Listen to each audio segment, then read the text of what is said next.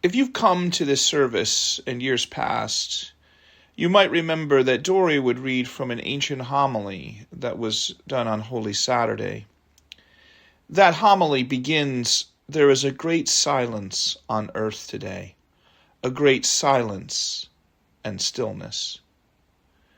Saturday is the seventh day, and it's the Jewish Sabbath. The Sabbath is a rest. It was established by God that we might cease from labor as God ceased from the labor of creation.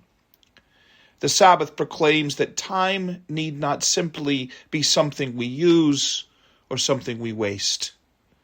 Time need not be felt as something that slips through our grasp.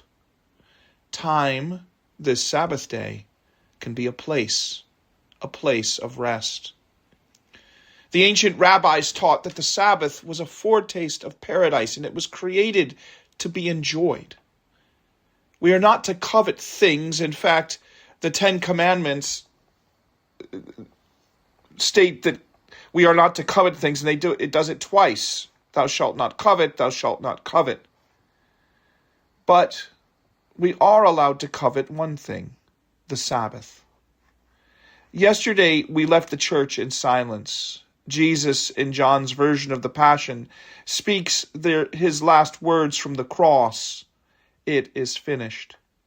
Today, Jesus is in the tomb. The whole earth keeps silence because the king is asleep, says that ancient homily.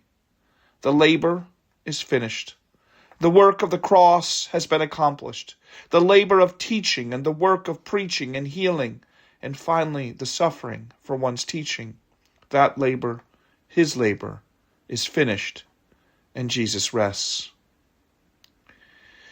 We might be tempted to think of this time as a time only of absence or emptiness.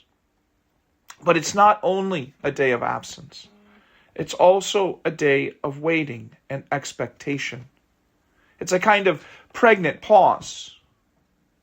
For sure, Holy Saturday is a day of loss.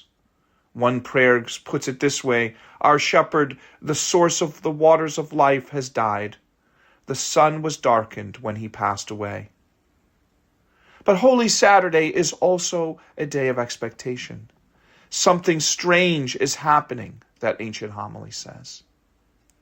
Like a seed germinating in the soil, like a womb that hides a life, so the tomb will be the source of life. It will be the source of a new light, a light that brings life from the dead. In that ancient homily, while Jesus' body rests in the tomb, his spirit travels to hell, to Adam and Eve, to unlock their chains and free them. He says to them, "You were not created to be prisoners in hell." In our world today, many are suffering and may feel as prisoners to rising prices, unaffordable homes, war, grief, illness. The days of the week may feel dominated by burdens, demands, and failures. When we feel like that, when we feel like time is a cruel captor, let us remember this day, Holy Saturday, the last Sabbath before the eighth day, the new creation. Let this day remind us that even the darkest of times will pass, and something new will be born in the morning. Today, Jesus rests from his labor. His task is finished. Rest today, for time is about to give birth to something new. Amen.